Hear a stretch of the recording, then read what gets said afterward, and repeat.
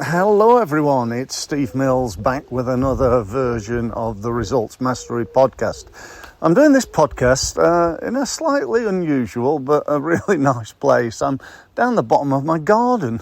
I just thought I'd go for a little bit of a walk round, stretch the legs and, spend a bit of time wandering around my garden. And at the same time, I'd deliver a podcast. And, in a way, there's a lesson in that, I think, in so many ways that, we don't have to be tied to a computer. We don't have to be sat down behind a desk. And I know, I'm probably one of those people who does that far too much. But there's a lesson for me and perhaps a lesson for you as well at the same time. Now, in this podcast, I wanted to talk to you about, I suppose you could call it the power of email marketing. Email marketing gets a lot of bad press. I hear people all the time saying, well, I don't want to bombard people. It works for me. It works for the clients of mine that do it. And I will tell you that not all of them do. Some of them, despite my best attempts, still don't do it. They still don't take the time to do email marketing. Why? Because they've often not got a list. I met a potential client the other day, and I was talking to him and asking him some questions. How long had he been in business, and what marketing he did, and so on and so forth. And he said he'd been in business for over 10 years. I said, oh wow, so how are you marketing yourself? And he started telling me at all, perhaps you could utilize email marketing if you've got a spreadsheet with all your customers on and all their contact details. You might want to use my new Results Mastery Hub to use a CRM and a survey feature and all sorts of things, but primarily an email marketing tool as well. And he went, well, yeah, I do have a database, but it's only got about 150 names on it. And I said to him, what have you been doing for 10 years? You've been going 10 years and you've only, spoken to or, acquired the contact details of 150 people in 10 years. Now, you may think, well, that could be the size of his market. It could be that he's a very specialized business and there are only 150 customers throughout the world that could potentially be his client. But that ain't the case. In truth, there are hundreds of thousands of people in the UK alone, apart from the rest of the world, that could have been his client. But he had no way, really, of communicating with them other than through things like paid advertising, through generic social media, or perhaps paid advertising on social media on LinkedIn or Facebook or YouTube. But, the key word there is pay, and whilst I think one of the big mistakes I see, particularly in the small business market, is people having a reluctance to pay anything and thinking that they can do everything via posting on LinkedIn or attending networking events, and that simply isn't true. However, one of the keys that he was missing out on was the ability to deliver on a consistent basis emails. And that's really my message today. If you're not doing email marketing, then I'd ask you, how are you keeping in touch with your customers on a regular basis? How many have you got? How many customers have you got?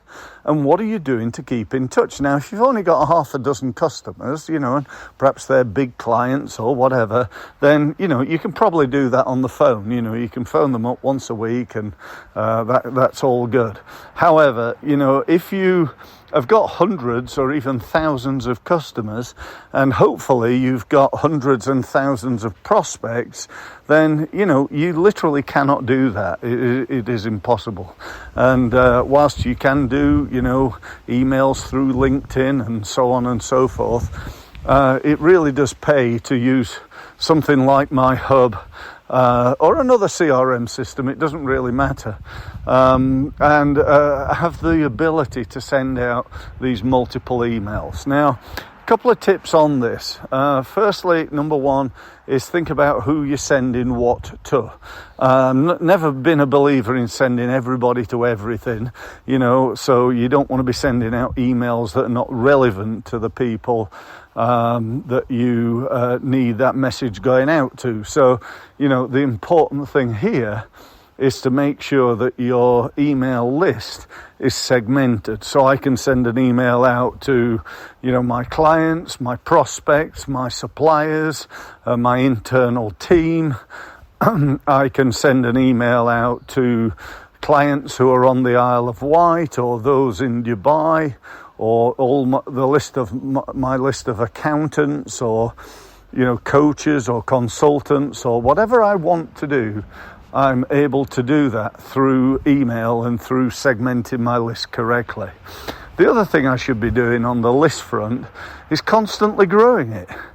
It's so important to grow that list and to make sure that people are opted into it, not just physically, that they've clicked at an opt-in button, but are opted into reading your stuff. So, there's no point sending emails out to people who don't read your emails. And one of the best things that they can do, and in fact you can do, is if they don't read your emails, then just get rid of them. Get them off the list. Why would you want to send emails out to people who are not interested? I can't see a reason for that, and I hope you can't see a reason for it as well, because there is no reason for it. So apart from anything else, it damages the integrity of sending out emails. So if you send out lots of emails that aren't read by anyone, then that results on low delivery of future emails. So we want people who are into you, into your knowledge, into finding out and learning from you and benefiting in that way. Another thought for you is that, if you send out emails basically saying, do you want to buy this? Do you want to buy that? Do you want to buy something else? With all the goodwill in the world, sooner or later, people are going to get fed up. Oh, it's that Steve Mills again. He's trying to sell me something. What's he trying to sell me this time? Well, I do use email to sell people, but I try to use it on a sort of 80-20 rule, where 80% of my emails and the information contained in those emails is providing value, real value to my clients. So I'm providing tips, hints, updates, reports, videos, where I might produce a video called, the 10 keys to getting more traffic to your website, and I'll send that out. It's an information-based email. There might be a hook on the end of it where I say, look, if you want to know more about that, or you need somebody to help you to do it, then by all means get in touch and we can set up a meeting. But the 90% of the email is purely helping people, and that's what I believe you should be doing. So 80% of the time you're going to be helping people, 20% selling, and even within the content of your email, it should be 80% helping people and then having some form of call to action, a CTA on the end of it, or perhaps at the beginning of it, telling people what you need them to do. So that's the delivery of the email. Now, I'd also like to just talk to you briefly about the context of it, and also how you structure it in terms of the way it looks. There's a lot of people send out emails which are what I call fancy Dan emails. They're all singing, all dancing, got great HTML. They look like basically a marketing email.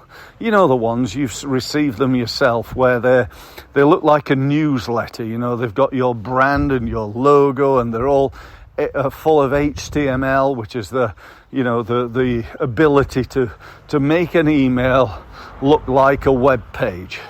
Now, there's some value in that, don't get me wrong, because it makes you look professional and so on and so forth. But personally, I prefer the use of an email to be done in a very plain way, so that it looks like I've just sent you an email. Not that I've sent it out to like 5,000 or 10,000 people, but it's gone from me. It's got your name on the top, so it says, "Hi Fred," or "Dear Wilma," or whatever it is. And it arrives in your inbox, and it looks like I've sent you a message. Now, you may know that it's probably gone out to loads of people, and that's fine. I'm not trying to hide that, but what I am trying to do is two things. One, that is more likely to get you past spam filters, and so that will increase your deliverability rates. And two, it is more likely to get read, because what do we do when we see that newsletter type of email? We go to delete. We press that delete button, put it in the round file, we get rid of it. Whereas if it's just a simple email, and sometimes I've used and tested emails as simple as saying something like, "Hi Ian, Steve Mills here, just wondering if you still want to grow your business. If you do, click this link and book a meeting with me." And that's it. It doesn't have to be war and peace. I don't have to tell them, here are the 48 benefits of hiring my service. I just want him to book a meeting. That's my goal for the email. And so I say, if you want this, then do that.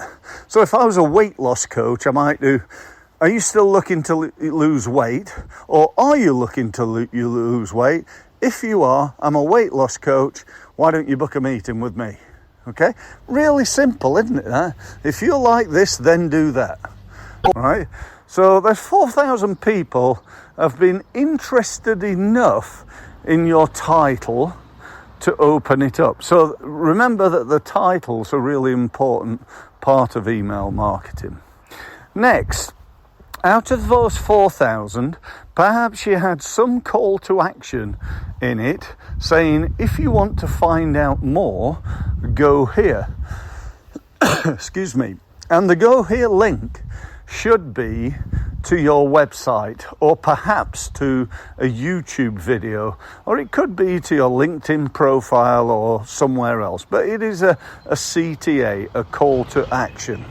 So when somebody's clicked that call to action, you'll be able to tell somewhere in your CRM system, and certainly in my hub, there's a button that you press and it will tell you how many people have opened it, how many people have unsubscribed, how many people the email has bounced on, in other words, it's not been delivered, how many people have clicked on one of these links. So let's say, for example, I had a link saying, "If you're interested in finding out more about my Results Mastery program, or perhaps about my Results Mastery Hub, or even my Results Mastery University, then click one of these 3 links."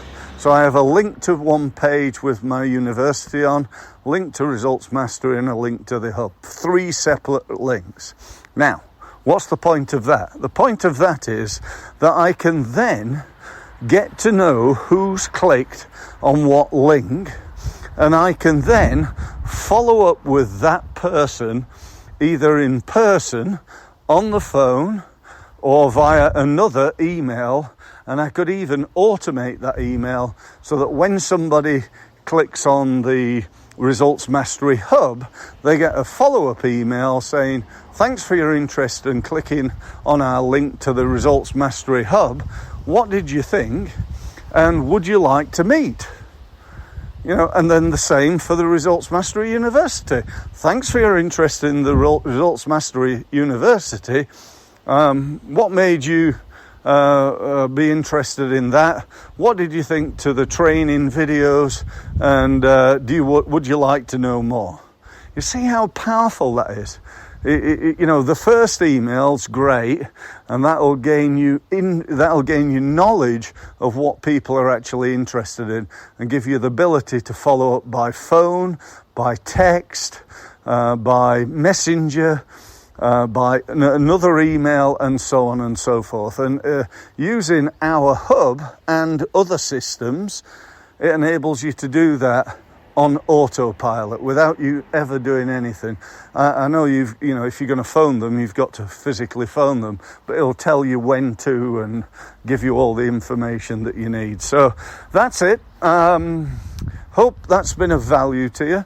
Thank you ever so much for listening. I know it's been a little bit of a longer one today, but I wanted to get everything in. And I would just say, subscribe to my podcast. I'd love it if you'd share the podcast on your social media. Let's get this sort of message out, helping as many small businesses as we can. That's been my goal for the last 29 years. So, if you do that, I'd really appreciate it. If you want to follow my YouTube channel, that would be another thing to do. Subscribe to that. And if you're not already on my email list, then get yourself on there, because you're going to get 80% of it is going to be tips and ideas to help you to make more money more easily, more often. Probably the best way of doing that is to go to either results-mastery.com or to my other website, which is steve-mills.com. Thanks ever so much for listening, and I look forward to speaking to you next time on my Results podcast. Thank you.